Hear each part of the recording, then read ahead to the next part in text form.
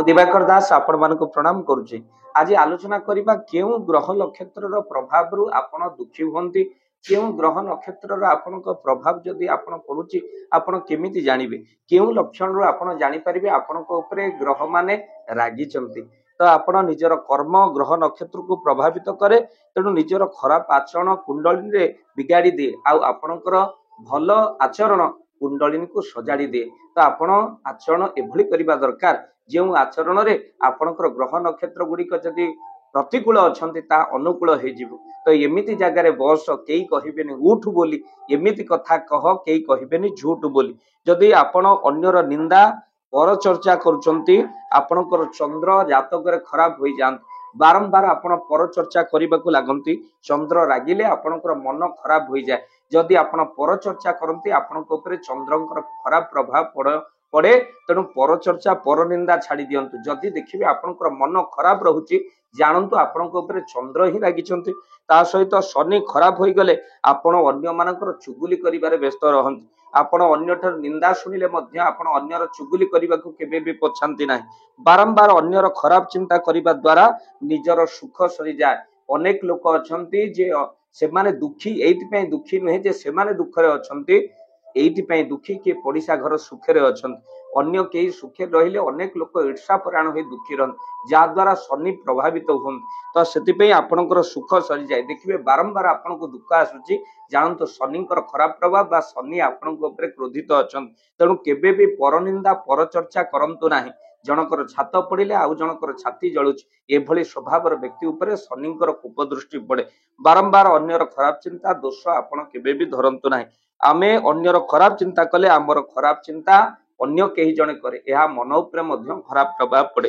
जनकर जदि आपण बारंबार खराब चिंता करूचंती, से शुणु कि न शुणु आपण देखिबे ता मन भितर मध्य आपनको प्रति घृणा भाव आस्ते आस्ते सृष्टि होई जिवो। एहा ही तार प्रभाव।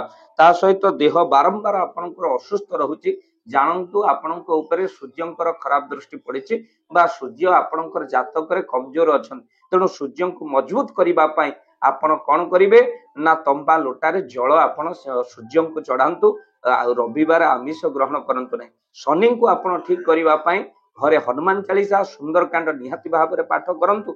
घरे आपण माने निश्चिंत भाव में जदि घरे हनुमान जी को पूजा अर्चना करती, शनिकर खराब प्रभाव आपण ऊपर दूर होता है। मार्च 29 जो मीन शनि जोग रही आपण घरे निहाती भाव में सुंदरकांड हनुमान चालीसा निहाती भाव में कर। जदि आपण घरे सुंदरकांड हनुमान जी चालीसा करने चाहते स्क्रीन रे चलता नंबर रे आपण कॉल करंतु। ता सहित जदि आपण चंद्र को ठीक करने चाहते आपण चंद्र पूर्णमी दिन आपण दान करंतु, असहाय व्यक्ति को सहायता प्रदान करंतु, चंद्र को प्रणाम करंतु, चंद्र ओषा मध्य आपण करि परिबे जहा मन कारक अटे।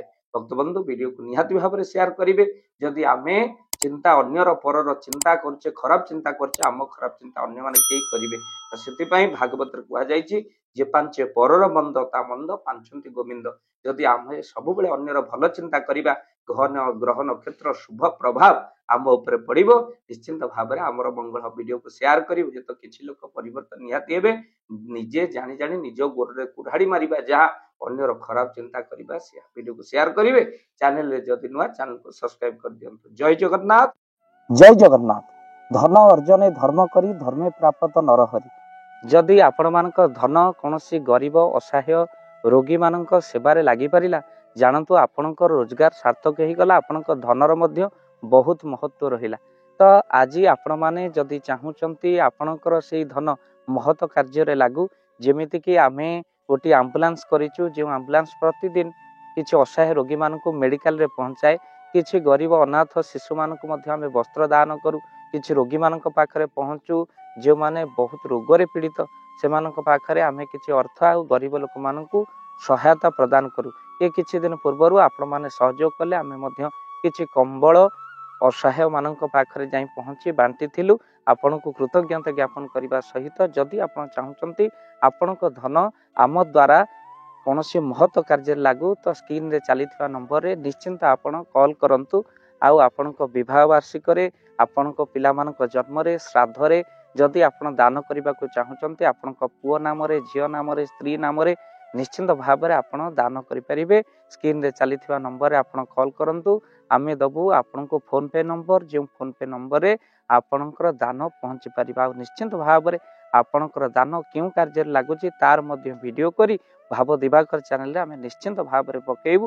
ଆପଣ ଦେଖି ନିଶ୍ଚିନ୍ତ ଖୁସି ହେବେ। ତ ଆପଣଙ୍କ ପୁଅ ଝିଅ ବିବାହ ବାର୍ଷିକ ଜନ୍ମଦିନରେ ଯଦି ଆପଣ ଚାହୁଁଛନ୍ତି ଆପଣଙ୍କର ଦାନ ମହତ କାର୍ଯ୍ୟରେ ଲାଗୁ, ତ ସେଇ ଶୁଭ ଦିନ ମାନଙ୍କରେ ଆପଣ କଲ୍ କରି ଆମକୁ ଫୋନ୍ ପେ ନମ୍ବର ମାଗିପାରିବେ। ଆଉ ଆମ୍ଭେମାନେ ଆପଣଙ୍କୁ ଫୋନ୍ ପେ ନମ୍ବର ଦେବୁ, ଯେଉଁ ନମ୍ବରରେ ଆପଣ ସହଯୋଗ ରାଶି ପଠାଇ ପାରିବେ।